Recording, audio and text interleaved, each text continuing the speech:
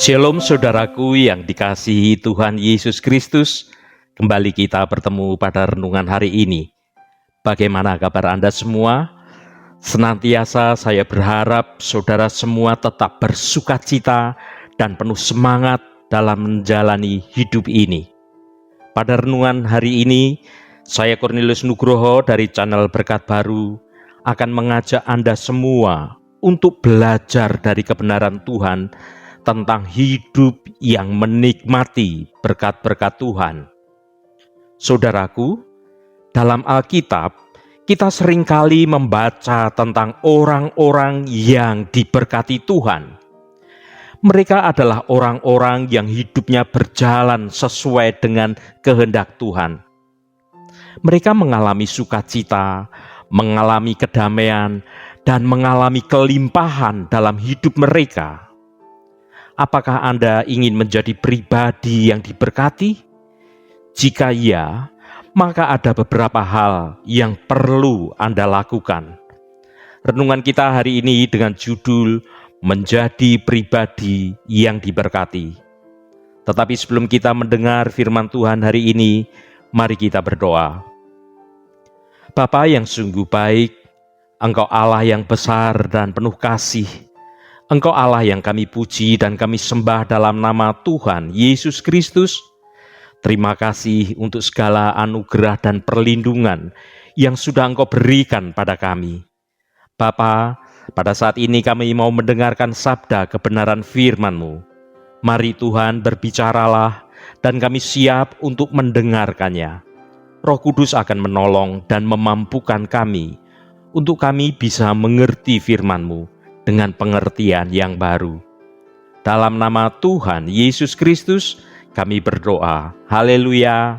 Amin. Saudaraku yang terkasih, ketika menjalani kehidupan ini, kita sering melihat ada orang-orang yang diberkati dengan berbagai hal, baik secara rohani maupun secara jasmani. Ada yang diberkati dengan kekayaan, kesehatan, keluarga yang harmonis, dan kesuksesan dalam karir. Namun ada juga orang yang tidak diberkati dengan hal-hal tersebut. Mereka mungkin hidup dalam kemiskinan, sakit-sakitan, atau mengalami banyak kegagalan dalam hidupnya. Lalu mengapa tidak semua orang diberkati? Ada beberapa kemungkinan jawaban atas pertanyaan ini, saudaraku. Yang pertama, berkat adalah anugerah Tuhan yang tidak selalu bisa kita pahami. Tuhan adalah Allah yang Maha Kuasa dan Maha Bijaksana. Dia memiliki rencana dan kehendaknya sendiri untuk setiap pribadi orang.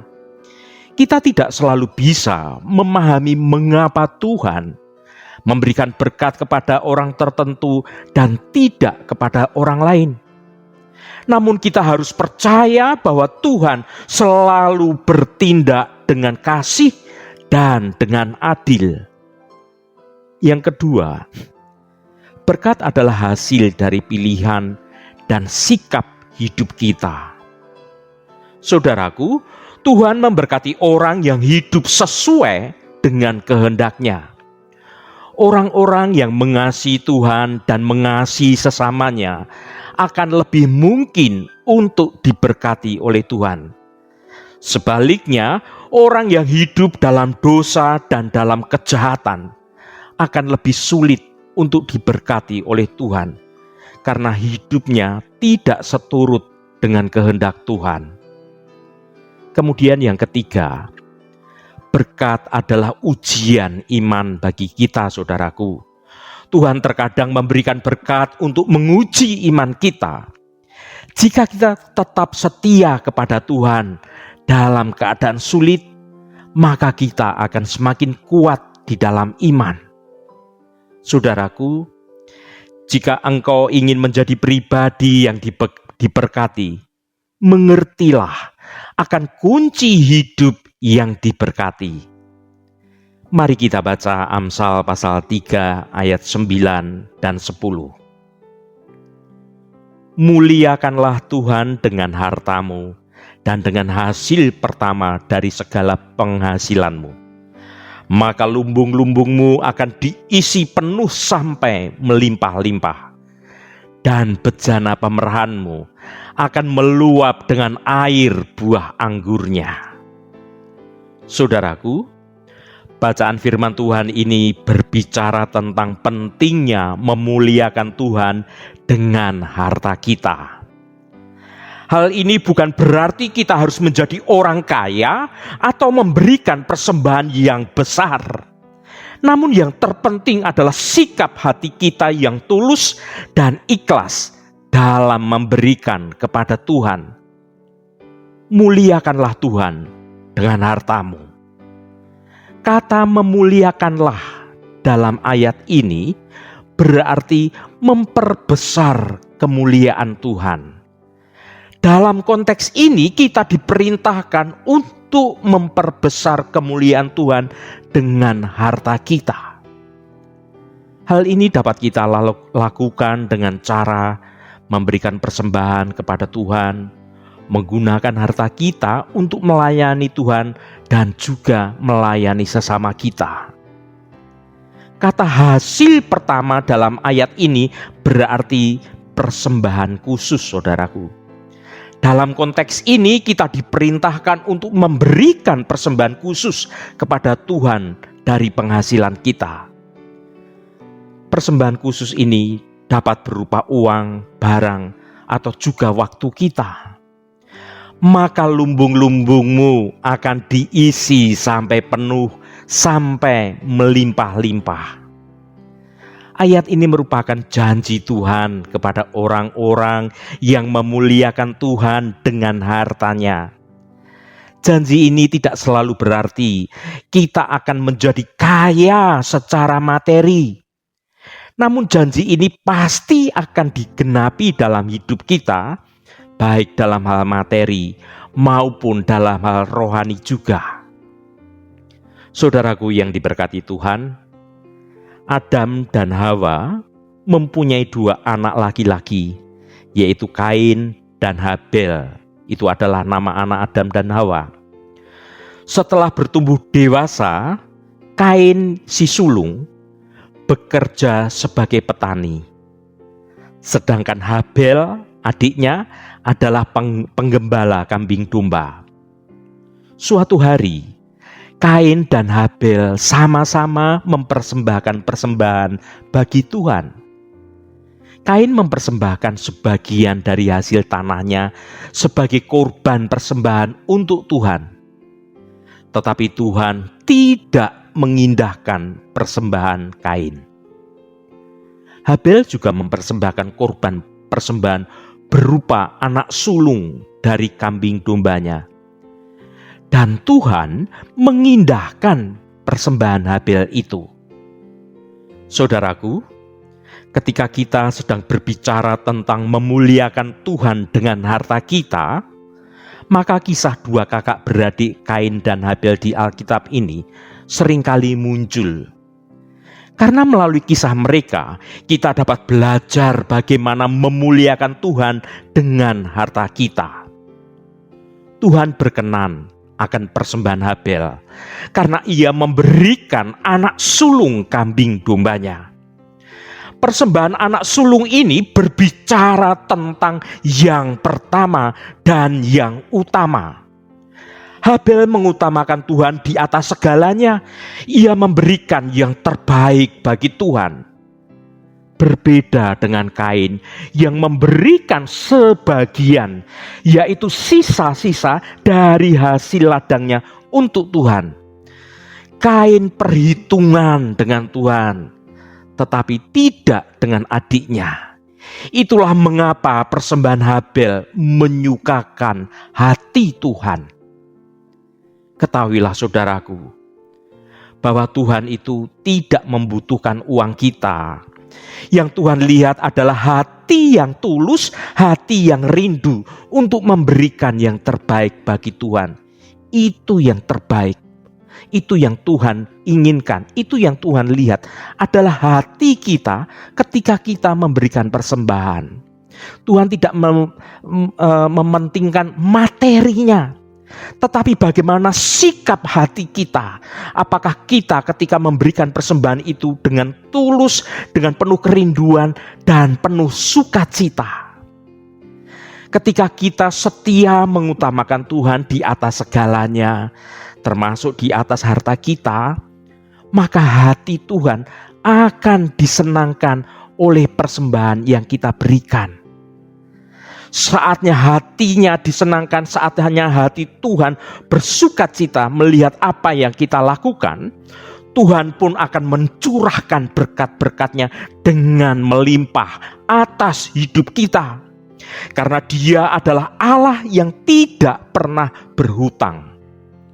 Oleh sebab itu, saudaraku, mari kita bangkit dan jadilah terang dengan harta kita. Bukan supaya kita diberkati, tetapi karena kita ingin menyukakan hati Tuhan dengan memberikan persembahan yang terbaik, dengan hati yang tulus, dengan hati yang rindu, dan dengan hati yang bersukacita. Renungkanlah saudaraku dengan hati yang tulus dan terbuka akan kebenaran firman Tuhan ini. Memuliakan Tuhan dengan harta kita adalah salah satu kunci untuk menikmati berkat-berkat Tuhan yang melimpah dalam hidup kita. Memuliakan Tuhan dengan harta kita adalah salah satu cara menjadi pribadi yang diberkati.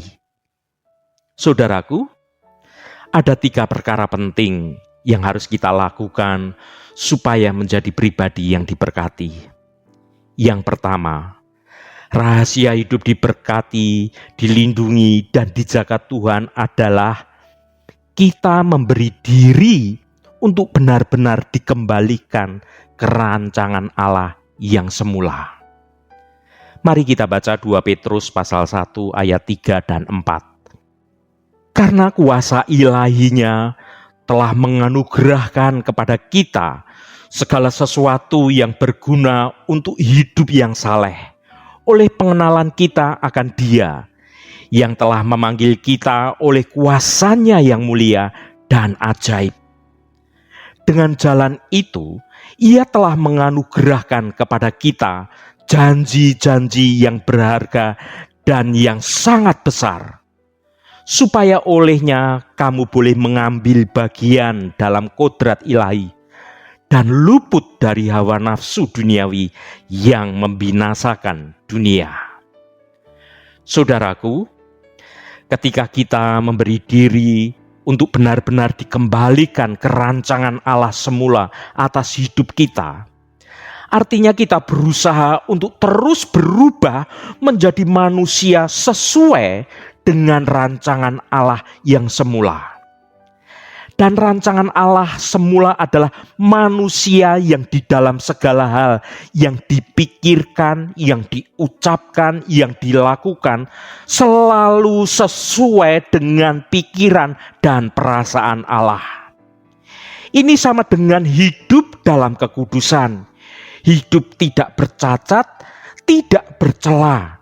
Ini sama dengan memiliki kodrat ilahi atau mengambil bagian dalam kekudusan Allah. Kemudian yang kedua, kita harus sungguh-sungguh mempersembahkan hidup kita bagi Tuhan. Benar-benar kita tidak menyisakan untuk diri kita sendiri. Semua tentang hidup kita dipersembahkan untuk kemuliaan Tuhan. Jadi apapun yang kita miliki, kita rela dipakai untuk kemuliaan Tuhan. Seluruh aspek kehidupan kita harus kita gunakan sesuai dengan pimpinan Roh Kudus, bukan dengan maunya kita sendiri. Makanya, kalau orang dikembalikan kepada rancangan Allah yang semula, ia akan lebih peka terhadap apa yang Allah kehendaki untuk dia lakukan dalam hidupnya. Hidup di dalam pengabdian kepada Allah. Dan yang ketiga, kita harus selalu merindukan kerajaan surga yang akan datang. Saudaraku, sesungguhnya warisan yang akan kita terima bersama Tuhan Yesus adalah kemuliaan yang tiada bandingnya. Tidak ada sesuatu yang dapat mengimbangi nilai-nilai kerajaan surga itu, saudaraku. Sekalipun seluruh harta di dunia ini dikumpulkan, beberapa triliun, tidak tahu saya, tidak bisa dihitung, tapi semuanya itu tidak ada artinya dibandingkan dengan Tuhan Yesus sebagai Tuhan yang akan bersama dengan kita dimuliakan oleh Allah Bapa Surgawi. Pahamilah saudaraku, kalau kita benar-benar memenuhi 3 hal ini, kita tidak perlu takut menghadapi segala hal. Ketika nama kita dirusak, kadang hati kita menjadi kecut, kadang juga kita menjadi marah. Tapi satu penghiburan yang Tuhan ajarkan adalah bahwa kalau hidup kita milik Tuhan, nama baik kita merupakan pertaruhan untuk pekerjaan Tuhan. Karena Tuhan pasti akan bertindak dan Tuhan pasti akan melindungi anak-anak yang dikasihi, anak-anaknya yang hidup dalam perkenanan Tuhan. Dan Tuhan juga akan proteksi kita, saudaraku. Tuhan akan melindungi keluarga kita. Kita dilindungi orang-orang yang sungguh-sungguh dikasihi oleh Tuhan. Tuhan yang melindungi. Inilah rahasia berkat, rahasia keberhasilan hidup kita menjadi pribadi yang diberkati di dalam kebenaran Tuhan. Tetapi kalau kita tidak mau melayani Tuhan dengan baik, tidak hidup dengan benar, tidak menjadikan surga sebagai fokus arah hidup kita, kita tidak layak menerima perlindungan Tuhan dan juga tidak layak menerima berkat-berkat Tuhan juga. Bahkan semua kejadian yang kita alami bisa memuat berkat kekal karena mau mengubah hidup kita menjadi orang yang layak dimuliakan bersama dengan Tuhan Yesus. Demikian pula dengan bisnis dan pekerjaan saudara. Kalau bisnis saudara, kalau pekerjaan saudara adalah sarana untuk melayani Tuhan, maka Tuhan tidak akan membuat bisnis dan pekerjaan saudara menjadi bangkrut, menjadi hancur, lalu rusak. Itu tidak mungkin. Kalaupun harus mengalami kebangkrutan atau mengalami kehancuran, pasti ada rencana Allah yang indah di balik semua yang Tuhan izinkan terjadi. Maka kita harus periksa diri kita. Jangan-jangan kita juga punya dosa yang kita tidak sadari. Bagaimana kita dapat perlindungan Tuhan kalau kita menjadi orang yang bertindak dengan penuh hidup dalam dosa? Jadi saudaraku, orang yang tidak hidup kudus, tidak mempersembahkan hidupnya sepenuhnya bagi Allah, tidak fokus ke langit baru, bumi baru, tempat kita hidup kekal. Bagaimana mungkin orang itu mau tetap dalam perlindungan Tuhan, sedangkan dia tidak hidup dalam ketaatan Tuhan? Mari kita mengakhiri sisa hidup kita dengan baik dan betul-betul menjadi orang-orang yang layak untuk diberkati dengan cara kita tetap hidup dalam kebenaran Tuhan dalam segala aspek kehidupan kita. Sebagai penutup renungan hari ini, saya Cornelius Nugroho dari channel Berkat Baru akan menyampaikan rangkuman renungan sebagai berikut. Saudaraku, setiap orang pasti ingin menjadi pribadi yang diberkati. Namun apa yang dimaksud dengan diberkati? Apakah hanya sekedar memiliki kekayaan, memiliki kesehatan, dan memiliki kesuksesan? Pada kenyataannya, berkat Tuhan tidak terbatas pada hal-hal jasmani tersebut. Berkat Tuhan itu juga mencakup hal-hal rohani, seperti damai sejahtera, kebahagiaan, hidup yang penuh makna. Orang yang diberkati Tuhan adalah orang yang memiliki semua hal itu, baik jasmani maupun perkara-perkara rohani. Mereka hidup dalam damai, dalam bahagia, dan memiliki tujuan hidup yang jelas. Lalu bagaimana cara menjadi pribadi yang diberkati? Berikut ini ada beberapa inspirasi yang bisa saudara lakukan. Yang pertama, mendekatlah kepada Tuhan, karena Tuhan adalah sumber berkat, saudaraku. Hal terpenting untuk menjadi pribadi yang diberkati adalah mendekat kepada Tuhan. Kita dapat melakukannya dengan cara berdoa, rajin belajar akan kebenaran Tuhan, seperti saudara sekarang ini sedang mendengarkan renungan hari ini. Ini adalah usaha-usaha saudara untuk mengerti akan kebenaran Tuhan. Dan tentunya rajin mengikuti ibadah-ibadah di dalam gereja, juga dalam persekutuan-persekutuan. Karena kita dekat dengan Tuhan, kita akan menerima bimbingan dan pertolongan Tuhan dalam hidup kita. Kita juga akan lebih mudah untuk menaati perintah-perintah Tuhan. Yang kedua, hiduplah sesuai dengan kehendak Tuhan. Saudaraku, Tuhan menginginkan kita untuk hidup sesuai dengan kehendak-Nya. Hal ini berarti kita harus hidup dalam kebenaran, hidup dalam kasih Tuhan, dan hidup dalam damai sejahtera Tuhan. Ketika kita hidup sesuai dengan kehendak Tuhan, maka kita akan mengalami berkat-berkat-Nya dalam hidup kita. Yang ketiga, bersyukurlah kepada Tuhan, saudaraku, apapun kondisi kita sekarang ini. Bersyukur adalah salah satu kunci untuk hidup yang diberkati. Ketika kita dapat bersyukur, kita akan melihat hal-hal yang baik yang Tuhan telah berikan kepada kita. Bersyukur juga akan membuat kita merasa lebih berbahagia, dan kita juga puas dengan apa yang sudah kita miliki. Yang keempat, berbagi dengan orang lain, saudaraku. Tuhan menghendaki kita untuk berbagi dengan orang lain. Kita dapat berbagi dengan cara memberi sedekah, menolong orang yang membutuhkan pertolongan, atau memberikan pelayanan kepada orang lain. Ketika kita berbagi dengan orang lain, kita akan mengalami berkat-berkat Tuhan dalam hidup kita. Itulah beberapa hal penting menjadi pribadi yang diberkati. Semoga kita semua dapat menjadi pribadi yang diberkati oleh Tuhan. Haleluya.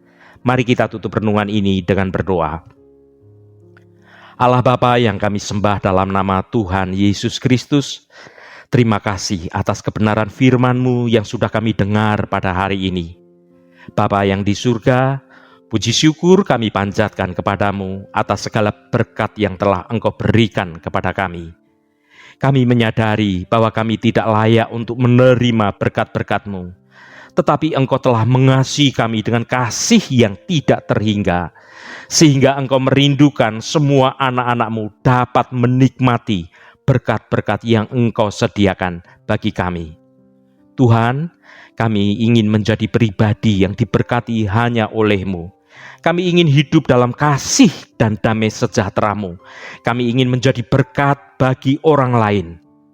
Tolonglah kami untuk hidup sesuai dengan kehendak-Mu. Tolonglah kami untuk mengasihi sesama kami seperti diri kami sendiri. Sungguh kerinduan kami untuk menjadi terang di dunia yang gelap ini. Tuhan, kami percaya bahwa Engkau akan menjawab doa kami. Kami percaya bahwa Engkau akan memberkati kami dengan segala yang kami butuhkan. Terima kasih Tuhan untuk firman-Mu yang sudah meneguhkan iman percaya kami pada kehendak-Mu. Kami mau seturut akan kehendak-Mu. Tuhan, berkatilah kami di sepanjang hari ini, dalam segala tugas dan aktivitas kami, dalam studi dan pekerjaan kami, dalam pelayanan kami, dalam usaha kami, dan dalam segala hal Tuhan akan berkati. Dan kami memiliki hidup yang menyenangkan hati Tuhan, dan hidup kami dapat menjadi berkat juga bagi sesama kami. Tuhan, secara khusus kami berdoa untuk saudara-saudara kami dimanapun berada yang saat ini sedang menderita sakit atau sedang mengalami pergumulan dalam hidupnya. pada saudara-saudara kami yang sedang sakit. Kami mohon jamahan-Mu Tuhan, agar kuasa penyembuhan boleh terjadi di dalam nama Tuhan Yesus Kristus. Saudara-saudara kami yang sedang sakit dapat menerima mukjizat kesembuhan yang datangnya dari Engkau, sehingga saudara-saudara kami dapat menerima kesembuhan dan dapat beraktivitas kembali. Terima kasih Bapa, Engkau baik, sungguh teramat baik. Jamahan dan lawatan Engkau juga terjadi pada saudara-saudara kami yang sedang dalam pergumulan, sedang dalam persoalan dan sedang dalam persoalan yang berat. Engkau bukakan jalan keluar bagi mereka. Engkau memberikan cara-cara yang baru agar hidup mereka boleh menikmati berkat-berkat kemurahan-Mu. Terima kasih Bapa, terima kasih. Biarlah saudara-saudara kami dengan segala pertobatan dan dengan segala kerendahan hati memohon kehadirat Engkau, dan Engkau berkenan mengulurkan tangan Engkau. Mukjizat pemulihan boleh terjadi dalam hidup saudara-saudara kami. Berkati mereka yang hari ini sedang berulang tahun Tuhan. Engkau tambahkan 1 tahun lagi. Terima kasih buat anugerah-Mu, umur panjang di tangan kanan, dan kekayaan serta hormat di tangan kiri. Berkat Tuhan mengalir bagi setiap mereka yang hari ini berulang tahun. Terima kasih Tuhan, segala hormat, pujian, dan ucapan syukur hanya bagi nama-Mu yang kudus. Saudaraku, mari kita berdoa Bapa kami. Bapa kami yang ada di surga, dikuduskanlah nama-Mu, datanglah kerajaan-Mu, jadilah kehendak-Mu di bumi seperti di surga. Berikanlah kami pada hari ini makanan kami yang secukupnya, dan ampunilah kami akan kesalahan kami, seperti kami juga mengampuni orang yang bersalah kepada kami. Dan janganlah membawa kami ke dalam pencobaan, tetapi lepaskanlah kami daripada yang jahat. Karena Engkaulah yang empunya kerajaan dan kuasa dan kemuliaan sampai selama-lamanya. Saudaraku, bukalah hatimu dan tengadahkan tanganmu. Terimalah berkat Tuhan. Tuhan memberkati engkau dan melindungi engkau. Tuhan menyinari engkau dengan wajah-Nya dan memberikan kasih karunia. Tuhan menghadapkan wajah-Nya kepadamu dan memberikan damai sejahtera. Berkat anugerah dari Bapa Surgawi, cinta kasih karunia dari Tuhan Yesus Kristus, dalam persekutuan dan penghiburan Roh Kudus, menyertai kita semua sekarang ini dan sampai selama-lamanya. Dalam berkat Tuhan Yesus Kristus, haleluya, amin. Puji Tuhan saudaraku semua, saya percaya firman Tuhan hari ini sudah menjadi berkat yang akan menuntun hidup kita semua. Roh Kudus senantiasa menolongmu dan menuntunmu hidup dalam jalan kebenaran Tuhan. Saudaraku, saya sangat berterima kasih pada Anda semua yang berkenan memberikan komentar pada konten video ini dan bagikan renungan ini pada saudara, teman, dan sahabat Anda, agar mereka diberkati juga melalui renungan ini. Sampai bertemu kembali, Shalom, Tuhan memberkati.